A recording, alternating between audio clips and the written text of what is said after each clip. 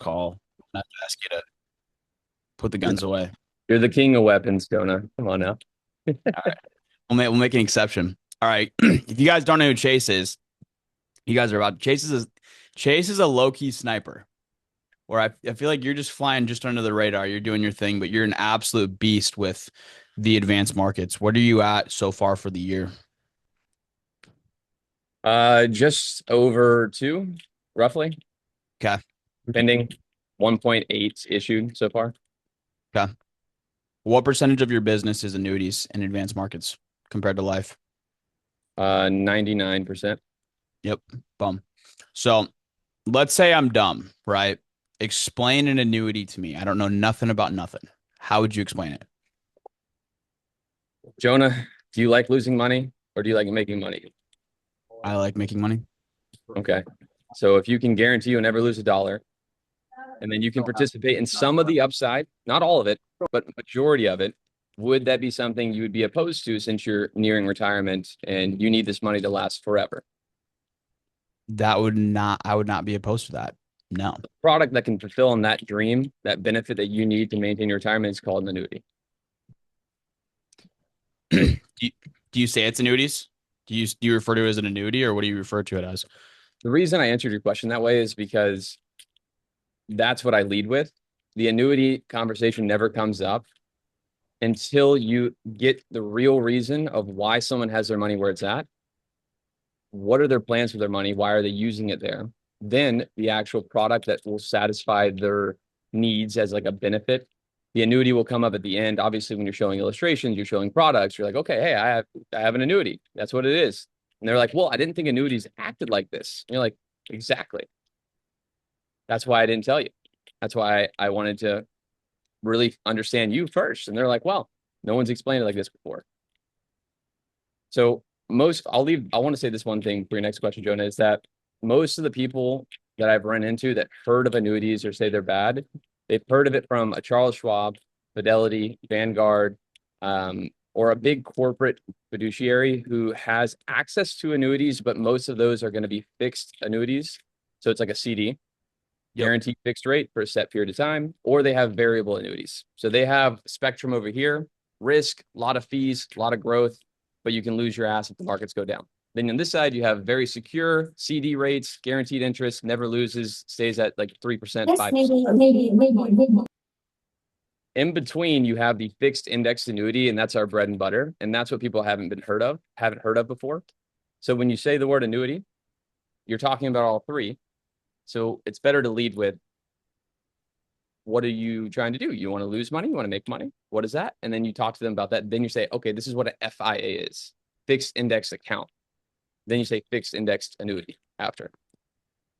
Yeah. So guys, a simple recap. So there's the old school annuities, which basically, like Chase said, perform as a CD, which you're getting a 3%. Is it roughly 3% guaranteed interest, Yeah, three to give or four. take? Yeah. So it doesn't even outpace inflation, which doesn't make sense. And then you have a variable annuity, which you can have higher upside on for those that are taking notes, but you can also lose your butt and you have downside risk. With what we specialize is in the fixed index annuities, which is the middle sweet spot where you still participate in upside, but no downside risk. Chase, let me ask you, why should people start incorporating annuities into their life insurance business? It's a way for you to make 20 grand in 2 weeks without having to sell 50 people. When That's does it. an annuity not make sense for a client? If they're young, so under 59 and a half, typically doesn't make sense. So if I'm doing mortgage protection and someone's under 59 and a half, I'm not leading with the questions of annuity discovery. Like, are you okay with risk? Are you okay with market? Like, they should be in the market. They should be with risk because they have time. Time is their best friend. The only thing, whenever someone's under 59 and a half, you go for previous employer 401k. If someone's under 40, I'm not even touching it. I'm not even going to try at all. If they're between 40 to 50, and I'm like, okay, let's go for the long shot here. What do you do for work, Jonah? Oh, I was a firefighter. How long you been doing it? Oh, 10 years. What'd you do before? I used to be a nurse for like 15 years. Awesome. Great. What'd you do with that old 401k at the nursing job? Is it still sitting there unmanaged? Oh, what? Yeah, I just haven't had time to roll it over. Oh, okay, well, let me show you a way to do that. Like that's the only angle I'll go for, someone under 59 and a half. If they're over that, then we go the traditional annuity route of protecting their assets, guaranteed income, growth, the whole nine. It's Okay. not for someone who's greedy though. They like crypto and they're greedy. That's a big no-no sign. You do not sell them an annuity. Got it. Someone that does not have an appetite for risk. So for those of you that are taking notes, over 59 and a half, good candidate, good potential candidate for an annuity. Under 59, no go unless they have an old 401k, correct? Correct. Are there any fees associated with annuities? There's not fees, there's charges. So if you want to have more access to your money every year, you're going to pay a charge in order to have that access to your money. If you don't want access to your money, then you don't have a fee or a charge. So think of it like you're adding more bells and whistles onto your annuity, which then results to you paying more as a fee or a charge because you want those bells and whistles. You don't have to have them, but if you need access to your money, you got to pay for it. It's kind of, that's how I explain it. And most people get that gist. Okay. Where do people get the most confused when it comes to selling annuities? Where's the most gray area?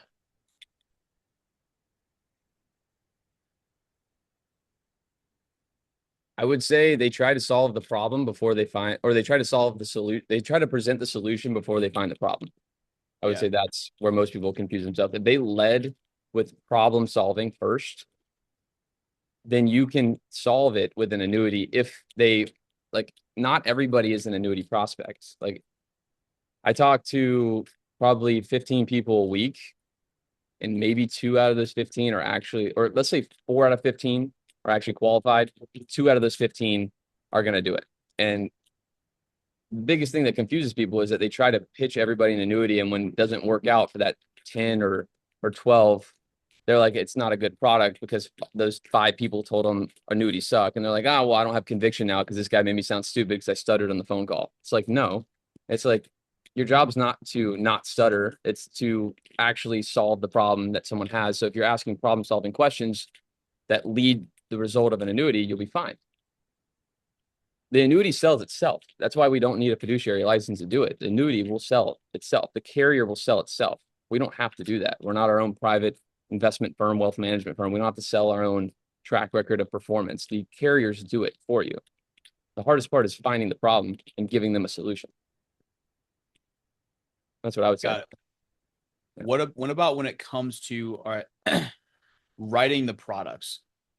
So let's say I'm going to write in a theme, and I'm like, all right, do I do this product? Do I do a 10? Do I do 15? Do I do 20? How do you figure out what's the best annuity product for a client? I would write this down. If you don't have something out, pull something out, write this down. 3 types: growth, income, and inheritance. Long-term care, you can toss it in there as a fourth, but you're really not going to talk too much about it. The main 3 are growth, inheritance, and income. That's it. Do you prioritize, you ask them questions that lead you down a route? Your question-based selling has to be on point if you want to close your own annuities, because that's what's going to lead you to the product that you're going to sell. Growth means they're afraid of the market collapsing. They don't need access to the money, but they just don't want to lose it if the market collapses because they're going to retire in 5 years. Okay. Well, if I could show you a way to grow your money without losing it, would that help you? Yes. Do you need access to it? No. Okay. Let me show you the growth. Or income's like, okay, you are going to retire in 5 years. Your Social Security, same thing with the financial inventory with life insurance, Social Security, pensions, mortgage income. You figure out their financial picture so you know how big of a premium they can actually afford so you don't get chargebacks. Yeah, okay. You have $2,000 a month in Social Security. Your wife has $2,000 a month. Awesome. Okay, you have a pension worth 1,000. That's $5,000 a month in income. Your bills are 6,000. What's your plan to adjust your bills in retirement in order to maintain your income for longevity? And they're like, well, we're planning to have the mortgage paid off. Great. Okay. So now you have $4,000 of bills, $5,000 of income. Great. But you have 400,000 in a 401k, Jonah. Imagine, if you wanted to travel or do something like that, I mean, would you, if you could put 200,000 of that into an income plan, a pension that would guarantee an income for the rest of your life, would that be something that would help you? And they're like, well, I would love to have more guaranteed income. And you position the annuity for income sakes as the pension replacement on top of their Social Security. There's only two things that pay lifetime income: Social Security and pensions.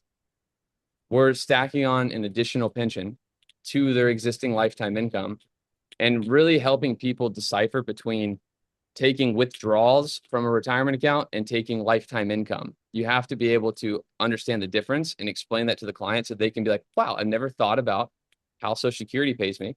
I paid into it for 30 years, pays me forever. Well, funny enough, how an annuity works, you pay into it lump sum that's making up for the 30 years and you get an income for the rest of your life.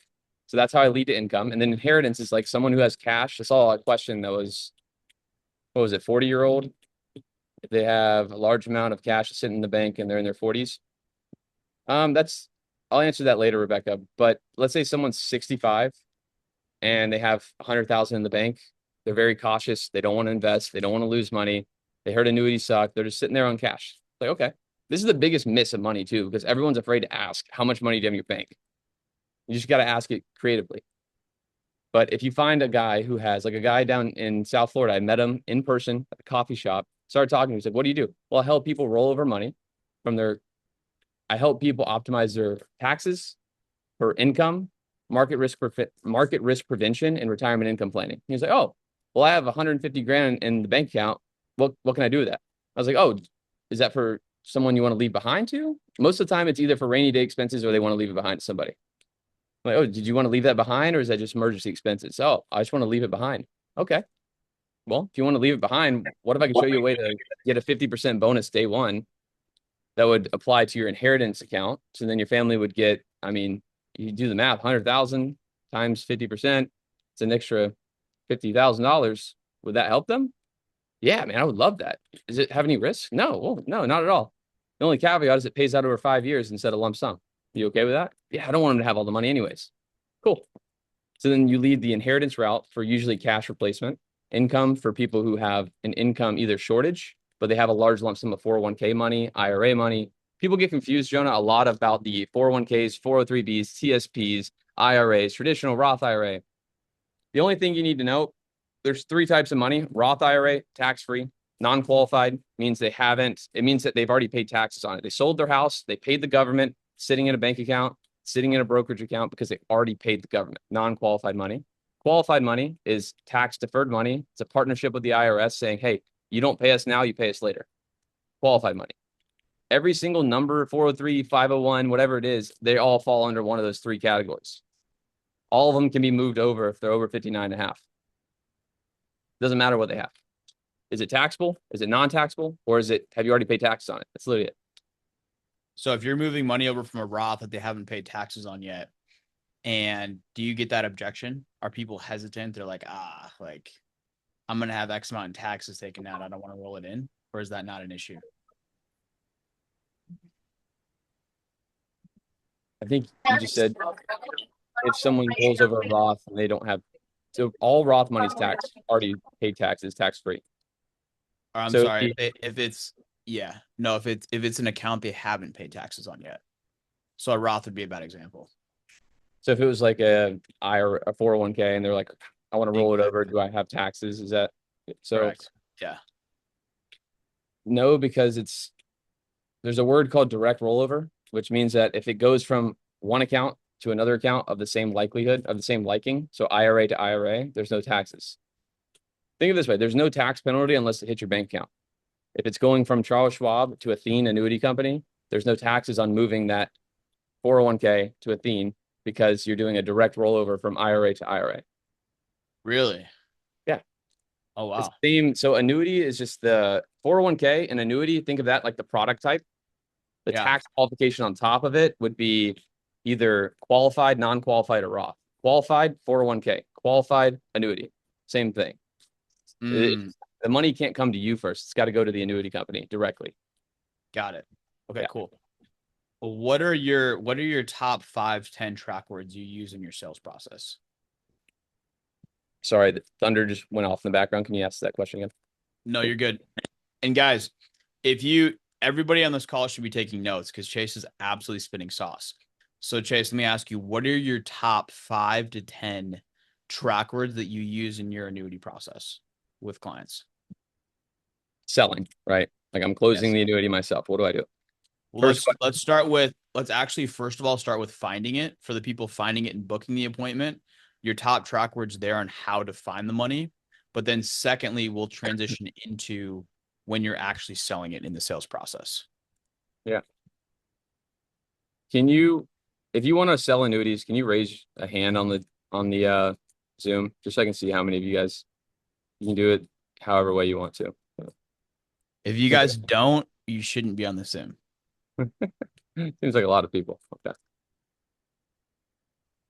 I think everybody wants to get annuity closes, but not everybody wants to sell them. And it's okay if you don't. Don't feel bad. It's not for everybody. But my top, let's start with setting. So if you want to set, you need to creatively find the account and amount. So I'm going to put this website here. Go to the skill section. The first thing you're going to see on that is find the account, find the amount. The reason that's so important is because if you're beginning your career of either setting annuity appointments or like what I did, I refused to set it for a specialist because I was like, fuck the specialist. I want to make all the money myself. I don't want to split it with nobody. I want to make all my money. How do I do it? And I just lost a bunch of money doing it, which is okay because now I'm selling it. But if you want to go down that route, it's okay. I did it. It works. But you need to know how to find the money and then transition it from you being the expert in insurance to now your whole persona goes from I'm an insurance guy to I'm a financial professional. And if you have to not only change your scripting to find the money, but you have to change the way your identity is shown to that prospect, or they will not trust you with your money. They will not. Like this is their life savings. Think of it, 40 years of hard work, and they're going to trust you, some random Joe Blow calling them on the phone, telling them to give it to you because you can protect their money from risk. He's like, John from fucking Alabama is like, dude, I've heard that a million times. I ain't fucking trusting this guy. Beep. And they hang up on you. If you want to set, this is what you do. And then I'll get into close. If you want to set, find the account, find the amount. The reason I said it that way is because you want to find those two things first without the client knowing. So then you buy yourself time to figure out off of everything else you ask in the financial inventory, what are their vulnerabilities? What are they afraid of?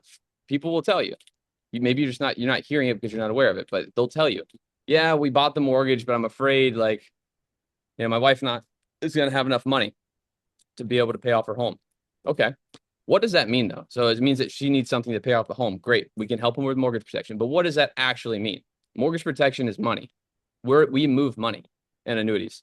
So, okay, where is the rest of your money and assets laid at? Do you have anything else? Have you used that to buy the home? Is it just sitting there? What is your plan with your 401k, IRA, stocks, bonds, mutual funds, and savings? Always end and savings. That's how you find the savings money. And they're like, well, we have a 401k. Great. Okay. What's your plan with the 401k? Well, we just have it. We were told to contribute to it. We just have it. Okay. Awesome. You don't ask any questions there. You don't ask any questions. You find the account, find the amount. They told me they had a 401k. They said they maybe had 200,000 in it. Awesome. You continue your financial inventory process. When you get to the end of your financial inventory and you're transitioning, I haven't seen your script, Jonah, but I'm assuming financial inventory transition to pre-faming towards numbers and then option closing to close the deal. Is that kind of how the script works for you guys? Financial inventory, building the why, presenting numbers. Yep. Okay. So let's say at the end of the why building with that scripting. So you want to focus on the insurance side first. You want to almost act like you forgot to bring it up. Like if the more you act like, wow, I really almost forgot. That'd be crazy to me if I forgot to tell you this, Jonah. If we knew another way to help you and I didn't mention it, that'd be weird, right? You do the financial inventory, you do the why building. At the end of the why building, you're like, now, John, you mentioned you had a 401k. They already told you their entire why building. They want to protect their wife. They've been married 40 years. They have 2 kids. They want to make blah, blah, blah, blah, whatever it is, right? You get to the end of the why building. You're like, okay, well, John, you mentioned you had a 401k. I almost forgot to bring this up to you. What is your distribution plan to make sure that money lasts as long as you do? And you just sit in silence. And half of them don't even know what to say to that. And like, well, I have an advisor. Don't get worried. Don't shake in your pants. Just be like, awesome. What's the distribution plan? Well, he hasn't really talked to me about that. Huh? Why? They'll start telling you, well, I haven't asked him. He's been our best friend for 10 years, or I don't know, we don't have one. It doesn't matter what they say. You just say why, and they'll tell you. We have one for a lot of people will protect their ego, but they don't even know their advisor. They'll be like, oh, we have one, we're good, we're good. Half time these people don't even know their name. It's an assigned advisor from a corporate company who's managing their account. Just know when you say, oh, this guy is an advisor, it's an assigned W-2 advisor who makes 60 grand a year who just got assigned this case because it's not worthy enough for a big time advisor to take it because it's only 120 grand in there. All these advisors only take $500,000 or more. Good advisors. So it's like, okay, so we know we're competing against people who make 70 grand a year, W-2, are just in their internship straight out of college. Do you think you can compete with them? Probably, if you frame it that way in your head. Okay, why do you have him, Jonah? Oh, I don't know. We haven't really talked about it. Okay. Well, being that you're 60, remember 59 and up, 59 and a half and up, we're leaning down that route. Being that you're 62, Jonah, I mean, you said you wanted to hopefully retire at 65. Heard that in the Y building. Made a note of it. Heard that you want to retire at 65. Your kids are about to go to college. I mean, if you were able to have a guaranteed lifetime income or create your own pension from the money you work so hard to do, would that be something that would help you? The slower you say it, the better. It's almost like you don't like if you're setting appointments, it's different than if you're closing. So I'm going to distinct this between the two. If I'm closing, I'm going in, I'm the sharp. This is something we do regularly. I'm that guy. I'm not going to tell them the solution yet, but I'm going to not be as slow on the ball. If I'm setting, it's more of a slow ball game. You're slowly playing them out. Why? Huh. Interesting. Well, remind me at the end of this call, and I'll send you over a free email information from our retirement team so you can just look at it on your own free time. Does that sound fair? The reason you do that is you just made them expose their financial weaknesses. You don't want them to be able to be like, well, this guy just exposed me on the phone. I'm not just going to take his first offer off rip. Like, you're not going to do that. So you just say, how remind me at the end of the call. I'll send you over some free info. Oh, yeah, perfect. Send me over some free info. I'd love to read up an email. Send it in the mail, send me a fucking mail copy, whatever it is.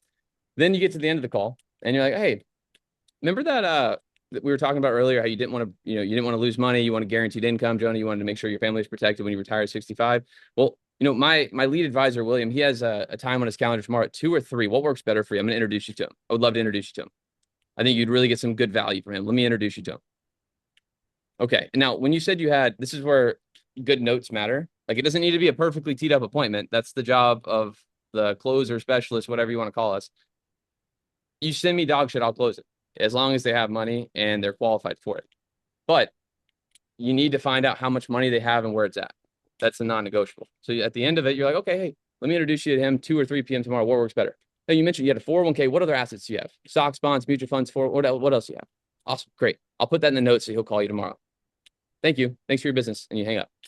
That's all you do when you're setting. Now, if you're closing, what I did in the very beginning is. Oh, so you're saying don't even book an appointment. Just get their information and you'll reach out to them. Book an appointment. I option closed them on the appointment there. I was like, does 2 or 3 p.m. work better for you? Got it. Hey, Joan, I want to introduce you to our retirement specialist. They work with everybody we work with. It's a complimentary service that we offer here. We have 2 companies. One's Pinnacle Life Group, and then we have our other company. It's a subsidiary company called Pinnacle Wealth Group. It's a wealth advisory firm, retirement income planning. I'd love to introduce you to our lead management retirement specialist, William Gallagher. He's available tomorrow at 2 p.m. Does that work for you? Are you available then? Okay, Perfect. great. Now, 401k, IRA, stocks, bonds, what else do you have? Is it just that? Does your wife have anything? Okay, and then if you die tomorrow, who's going to get all the money? Like, you can go down. The more you go down, the better the appointment's going to be. But if you're new and you're nervous, just figure out how much money they have and where it's at. That's all I need. Do you have an appointment booking script? No, but I can make one. That'd be sick. Drop Yeah. an emoji in the chat if you guys would take value in that. There's 3 hands raised. Before I go into selling, I would love to hear what they got. Unless that was. I think their I hands think might that still be was raised. when you asked if they Okay. want to sell annuities. Jones, Sebastian, Randy, Chase. Anybody have a question or no? Cool. Anybody have a question? Nope. We'll get into selling if not. Quick question. Someone had a question. See? Isaac. So you mentioned you met someone, not War Market, but in person in South Florida, just networking. what is your like elevator pitch when you're um talking or around wealthy individuals to position yourself as a specialist? Um, it's different every time. Financial services is broad. You got to trust your intuition on who you're speaking with and what services that you like. If you kind of, I just kind of look at people. If he's got a fucking $40,000 Rolex on and he's sitting there and he's wearing like Adidas and ones that are like Travis Scott's, but he has a suit on, it's like, okay, this guy, he makes a lot of money and he doesn't really care. And he's trying to show you he doesn't care because he doesn't need to care. Like this guy doesn't need he might need an annuity, maybe for asset protection to protect him from like a lawsuit. But like, does he really need an annuity? Maybe, maybe not. Who knows? Like you can go down that route, but I'm telling you, I'm not going to go down that route because the likelihood of him needing it versus not needing it is probably higher towards him not needing it than it is needing it. What I would do in that instance is be like, hey, how are you mitigating taxes in your business? Well, we specialize in, tax mitigation and retirement income planning. I know you probably have an advisor. When's the last time you sat down with a strategist? Like it'd be something like it was something like that. And that sounds very like salesy and scripted, but like if you're in the setting and you just know what to say, you'll plug in the blanks whenever you're in that setting. You know what I'm saying? But you Yeah. go for life insurance. If I'm in Walmart, I'm gonna sell someone life insurance. If I'm at Chipotle, maybe an annuity. If I'm at the Ritz-Carlton, I am not saying the word annuity. And the guy has, you know what I mean? I'm not saying that. It's just not happening. I'm gonna be like, I'm gonna talk about problems before I talk about products.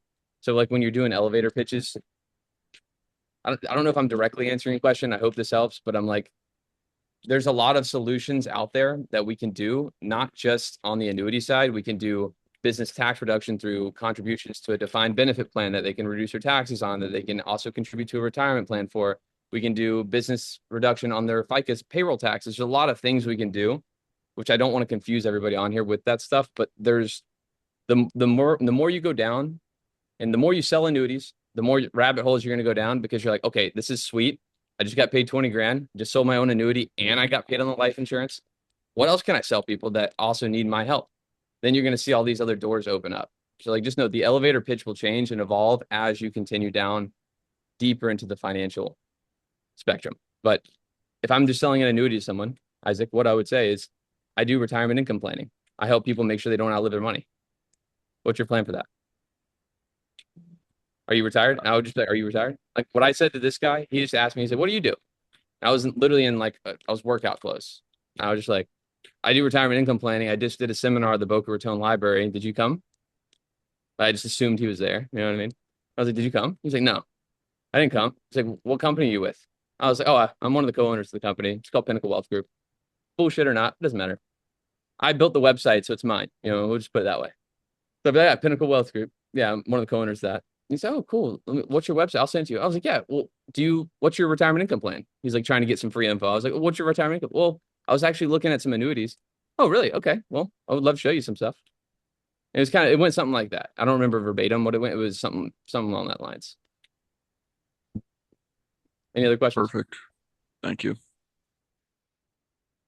Okay. Now, if you're selling annuities, what are my 10 word tracks, right, Jonah?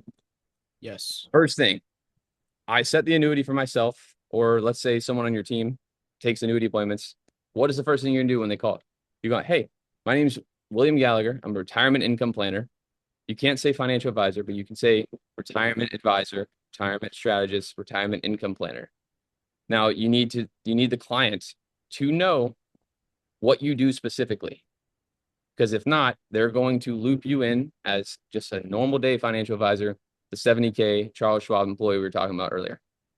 How you separate yourself from that is you say, well, Jonah, I'm a retirement income planner with Pinnacle Wealth Group. Now, before we get started, I'm not sure if I can help you. I would love to go over some questions with you to see if what you're hoping to achieve over the next 20 years aligns with what we can do for you.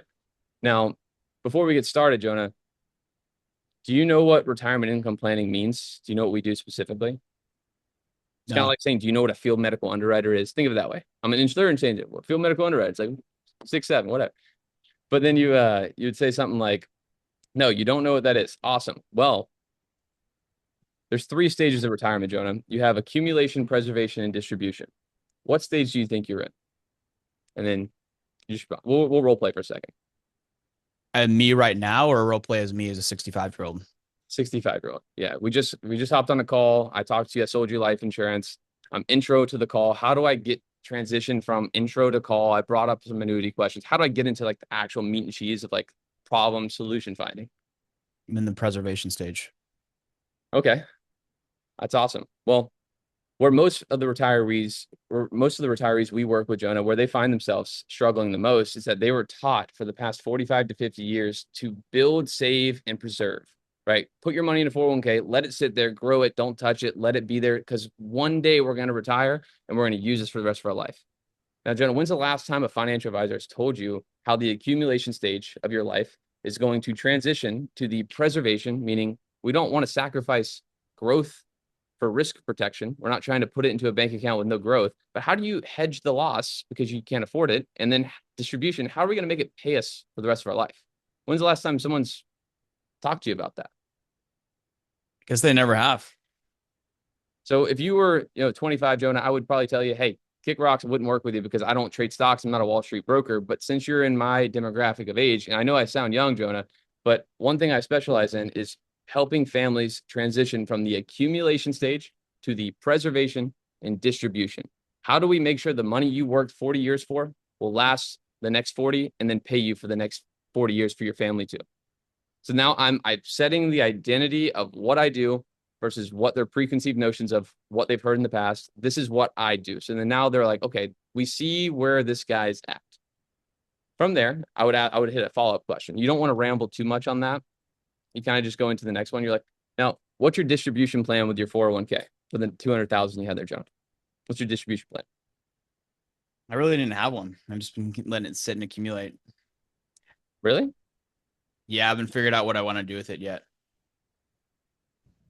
And your wife what's she gonna do? Well, we figured at some point we'd start drawing from it and taking money out of it. We're getting to be about that age. I don't know how many Yeah. more years I have left. Well, that sounds what most of the families I work with say, but I mean, if you could have went back and had a pension for that 200,000 401k, would you have chose the pension or would you chose the 401k? Probably the pension. I'm going to pause here. I would have said it differently. I would have said this. Why don't you have a pension? That's what I would have said. I would say, why don't you have a pension? Then you would say, I didn't get a choice. And then I would say, okay, well, Jonah, why did you choose the 401k over the pension? He'd be like, well, I told you I didn't have a choice. Would you? And then I would hit the next question, which I just asked you. Would you choose? No, what did I just say to you? I said, Would you choose something that gives you guaranteed income? I would say if you could have went back and chose between a 401k and a pension, which one would you have chose? And then you said pension. Okay. Well, what's funny is about 10 years ago, these insurance companies, they came out with a few things. They saw a gap in the marketplace whenever the pensions disappeared in the traditional marketplace.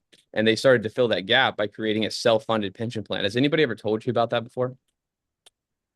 No, they haven't. Okay. That's fine. Well, do you know how a pension works, right? Lifetime income, guaranteed forever, never runs out. Yep, correct. Okay. What else do we know is lifetime income, guaranteed, never runs out? Social Security, right? Yeah. So Social Security, pensions, they're both guaranteed income, never runs out, pays you forever. Awesome. Well, what we'd be looking at doing is taking something that can run out and turning it into something that won't run out, which is the self-funded pension plan. Pays you forever, never runs out, guaranteed income. Now, the reason you probably have never heard of this before, Jonah, is because most of the advisors that I've worked with in the past, they try to, they want to make money off your money by charging you fees. There's only two ways we make money in our business, Jonah. We either get paid fees or commission. Commission comes from the insurance company. Fees come from your pocket, your money, whatever you decide to pay me because I'm supposed to grow your money or lose your money. That's a fee. Charges, I don't go into charges. I'm not gonna say that. It'd be fees versus commission. I'm saying this, it sounds weird why I'm saying this now, but I promise you, when you get into the illustration, if you're selling your own annuities, you're going to have the problem of you're going to show them an illustration and they're going to say it's too good to be true. Yeah. Too good to be true. And Especially when you show them the bonus. Exactly. Show them the bonus. You show them guaranteed income. You're like, wow, I get paid $3,000 a month for the rest of my life, and my principal still lasts until I'm 95 years old. Well, yeah, that's an FIA. And a lot of these people will be like, well, I'll have to think about it.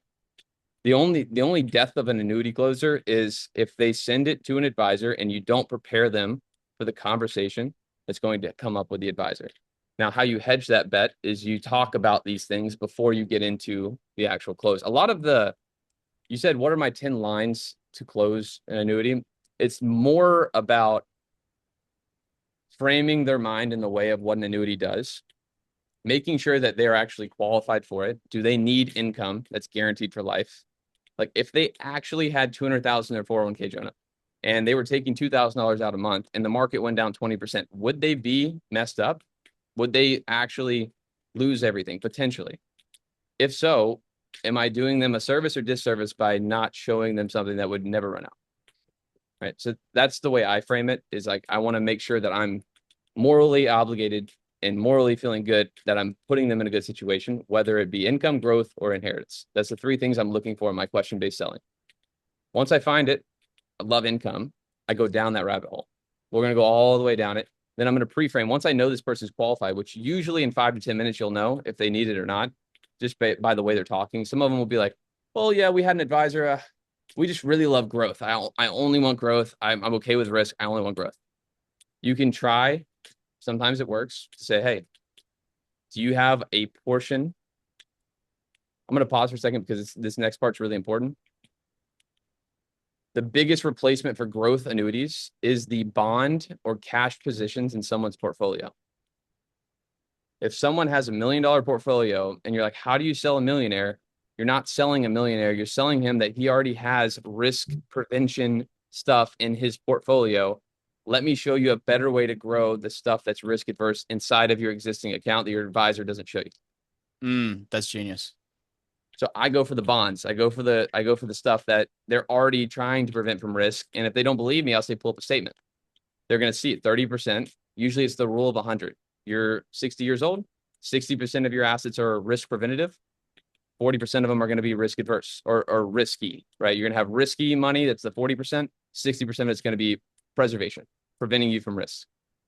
So I'm like, okay, so you have 60% in bonds that are, maybe giving you a guaranteed principal return over 5 years, and I don't know, 5%, 4%, 3% on a treasury bond. What if I can show you 14%, a 20% bonus, and the money never goes down? You have limited access to it, but if the market goes up, you just pull from the interest on your growth account. If the market goes down, you pull from this because you just got $50,000 in a bonus. People are like, what the hell is this? That is the biggest replacement for growth annuities right there. That's actually genius. I've never heard anybody break that down. But going after their low risk, low growth assets in their portfolio. Yeah. Even if it's 20% of their portfolio. Yeah. 20% of $1 million is $200K. Yeah. So it's about 20. So you're saying it's typically about 40% if they're above the age of 60, 40% in low risk assets. That's great. And if it's not, you have another question to ask them. It's like, why is it not that way? And you can literally put it in Google.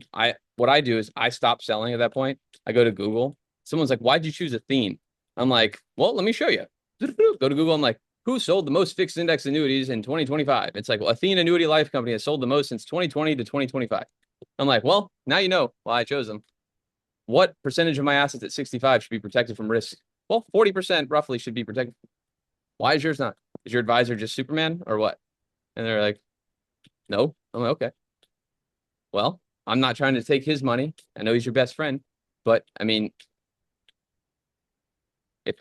you want me to run it? I kind of like shit test him. Like, you want me to run a 2008 calculator and we can see how much you would have lost, or do you want to actually talk about how much you don't want to lose? That's a good one.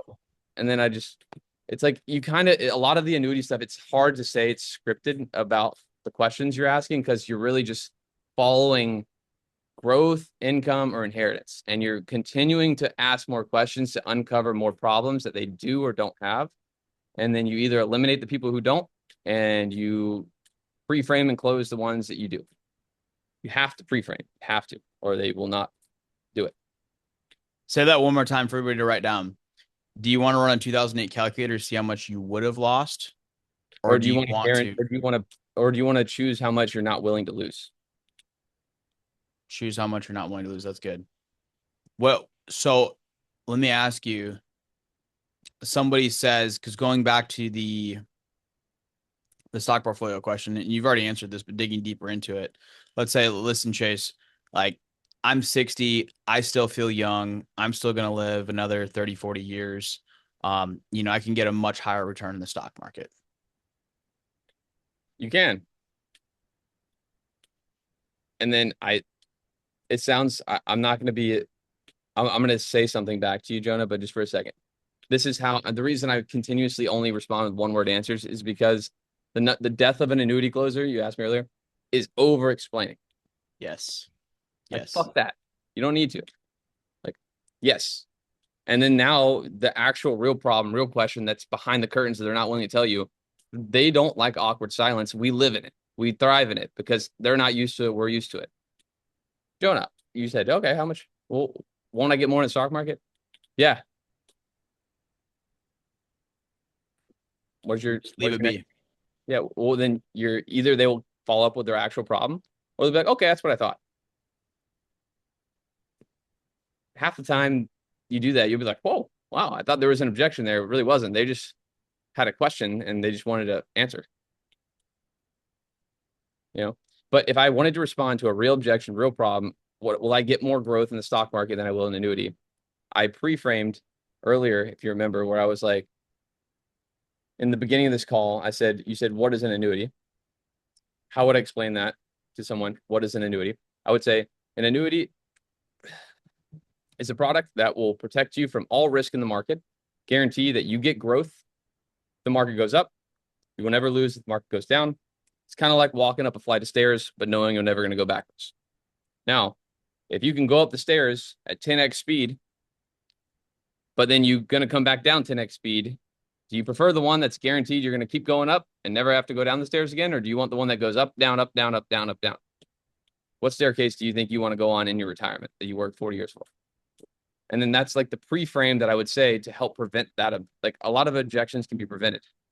You don't respond to objections, you prevent objections. But there is times people are like, well, I can get more money in the stock market. 100% you can get more money in the stock market. Are we talking about growth? Or are we talking about preservation? That's my question to them. Are we talking about growth? Or are we talking about preservation?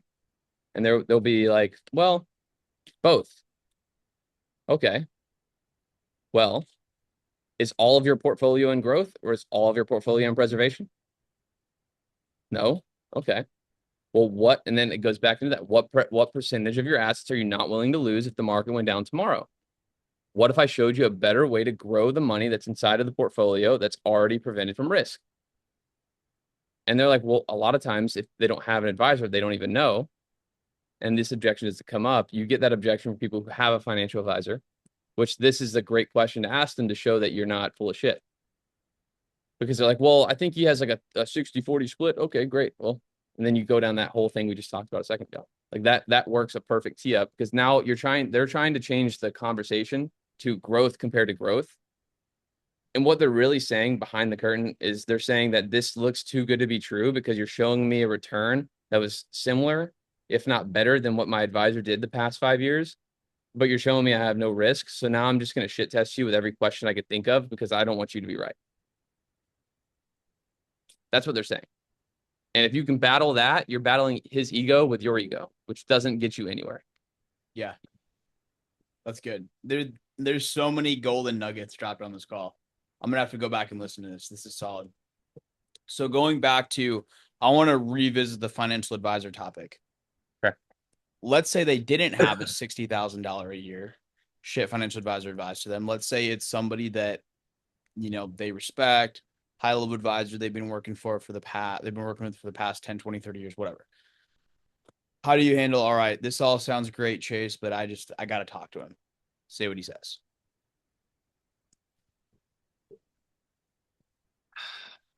You do your best. This is my train of thought first, and then I'll kind of give you some one-liners. But my train of thought behind it is you do your best to try to provide as much value as you can without giving sales resistance, either in trying to close them too much or trying to prevent them from talking to their advisor. There's two lanes you can go down. You can go down either one too far. You try to tell them all why advisor doesn't sell annuities too far down that lane. They're going to be like, well, this guy's just trying to sell me on why my advisor sucks, but I love him. Then you have the other one. It's like, okay, well, this guy's just trying to get me to buy his product. I don't even know if I want it. I told him, he didn't listen to me. The middle ground is you have to be okay. Like if you want to sell annuities and actually do it right, most of my job isn't spent dialing phones anymore. Most of my job is spent emailing, following up, spending time on Claude, building custom like PDFs that looks better than their old time advisor has, that clearly defines the problem and solution, so that when they look at that, or I film a Loom video explaining every detail of every problem that we talked about today, so they can go back and watch it after their advisor shit talks me. They can go back and watch and be like, well, the deals I won, Jonah, is because they'll go back to the advisor. I'm chill, relaxed. And I'm like, I think you should talk to your advisor. You worked 40 years for this money. It'd be weird for a guy over the phone who you haven't even met to roll over your entire life savings. Wouldn't that be really weird? And I'm like smiling on the phone. I'm like, wouldn't that be weird? And they'd be like, yeah, that'd be really weird. I'm like, I know, crazy concept. And then I'll be like, well, would it help you if I told you why your advisor has never brought this up to you before? This isn't something I would recommend anybody else to do, but I would be like, hey, yeah, I had a family member that worked at Charles Schwab, and I know what most of the people, like, you relate to people. You're not like, I'm just trying to find a way to relate to them and their situation. I'm not saying I lie to people. I'm not saying any of that shit. Saying that I will bring up stories. Maybe they're not all true, but some of them are fabricated. But it's like, hey, I had a family member who worked at Charles Schwab. And what's funny is that Charles Schwab will, they have products that they will offer because they are a corporate company who offers corporate things. Do you think Chase Bank and Charles Schwab offer the same thing? Question I'll ask them. No, definitely not. They offer different things. Why do you think that is? They're both corporate companies that have corporate partnerships. The reason we pride ourselves as a boutique advisory firm is because we are brand agnostic. We will work with anybody and everybody based on what our clients need. We're not the biggest shop in the world. We're not the smallest. But we'll make sure that you, Jonah, are the happiest person ever, because our time and our dollars gets paid off of you being happy, not the corporate policies of our company hierarchy. Everybody hates corporate America. Everybody hates having that. So if you can frame the situation as you're competing against a corporate company versus someone that actually has their best interest in mind, which is how I get a lot of deals. That's how I frame those conversations. They will trust you more than they will trust their advisor the last 30 years. I had a guy call me. This is no shit. Back in March of last year, I rolled over $400,000 from one of David Starr's guys, actually. And this lady is 80 years old. She's taking money from almost a 90% invested S&P 500 account. Risk up, down, things going crazy. She's like, yeah, well, his son, after the guy who was advised my money, he had this, and then his son took over, and we've had a relationship for 40 years. It's been great. I don't know if I want to move it. I don't know if I move it. I don't want to move it. So I always go to statement first. Like, the best thing to do first is go to statement. You want to look at statement because that gives you proof. These people think they have something. They don't know what they have until you see their statement. Go for their statement. You get their statement, you get their bill, you get their insurance policy, you get their stuff. You know what they have so that you have leverage. I go for their statement. Once I had her statement, I showed her how majority of her portfolio was in risky assets, up, down. It was literally crazy. It was going up 20 grand. It was down 30 grand the next day. It was crazy. And I showed her, I was like, hey, you're already taking 1,500 a month. What if we just take this 400 grand and I give you 2,000 a month and you get 6% instead of 12%? Like, you're 82 years old. I literally hit it. I was like, how long do you think you have left on this earth?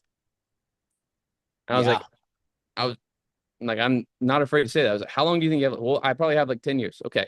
Do you really need to make 12% over the next 10 years? Or do you want to make sure your kids, grandkids, and the grandkids after that have this money to access because it was never exposed to the risk and you have income that'll pay your mortgage? She's like, yeah. She's like, well, I don't know how I'm going to have this conversation with my advisor. That was her next words out of her mouth. This guy calls me. He's like, I can't believe you stole the money from me. I can't. He starts yelling at me. He called the grandma and yelled at her. She calls me. She said, he made me cry because of what we did.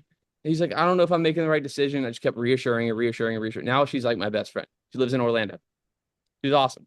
She's like 82, has a mortgage. That shit, it works if you don't try to be the closer. You more the advisor. You got to transition from insurance is closing. People don't want to buy life insurance, but people know they need to retire. They want to Yeah. retire. They have Yeah. to retire or they're going to die. It's like you have to be the advisor versus the closer. Much longer sales cycle. Much longer. Patience.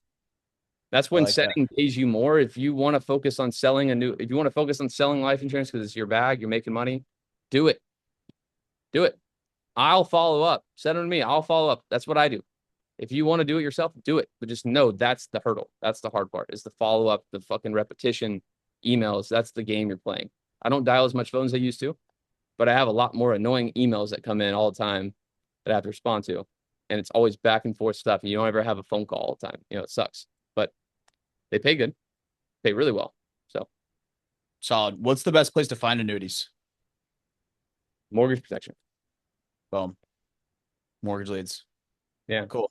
I work with companies with FFL. I work with some guys who are from other agencies, like other companies, doesn't matter what they are. And the funny thing is, no other company like Pinnacle is offering the annuity closing like system framework that we're doing right now. And just so you know, I had a team that was like 50 people selling final expense. Bro, those leads are the worst dog shit I've ever seen in my life. Like they have no money. It's like you're dialing if you want to dial finance expense, you're dialing Medicare. Like do that all you want. I'm not doing that. I'm not touching that. That's not what I signed up in this business to do. You can do that, but no annuity money lies in that shit. IULs sometimes have money. Mortgage protection is the bread and butter. That's where you're going to print.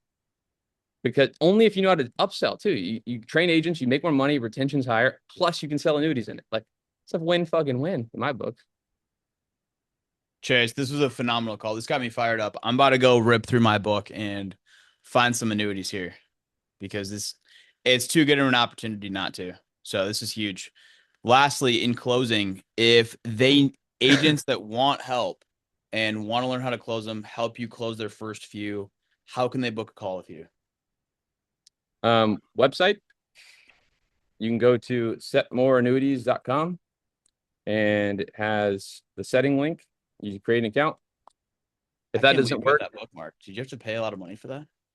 dude, I bought You got that sell more bookmark. annuities and sell. Can you hear me? Yeah. I bought sell more annuities and set more annuities for $10. Nobody had it. SMA, baby. Yeah. That's an investment. Mm-hmm. You'll be able to sell that for a couple G's one day. So there's a school community I created. You can go to sell more annuities on school. That's where I post the wins, post everything on there. I charge $1,000 for the selling annuity stuff from other agencies. It's free for everybody in Pinnacle. But yeah, just text me. What I was going to say is just text me. I lost my train of thought. I have bad ADHD. Hold on. 514-83-375. Y'all text me. Need help? Go to the website, book an appointment. There's a calendar link. It's pretty easy. Name, client, why do they want it? What's their amount? How much money do they have? It books on my calendar. I'll call them. I'm in Discord. One thing about me is you can watch me run the calls. Simon did it the other day. I'm not afraid. We're going to close this shit. So you guys want to hop in Discord? Watch this. Simon, rate Chase as a closer from a scale of 1 to 10. How good did he do? Bro, it was a 10. A 10. That's high. Yeah. Let's go. I learned a ton. Mm-hmm. Let's go. Well, check, guys, really quick. Everybody go bookmark Chase's page if you guys want to. Save his number. And lastly, drop an emoji in the chat if you took value in this. Show Chase some love. Chase, thank you for hopping on here and pouring into the team. Sayonara. Make it a massive week, guys. Let's go. Peace.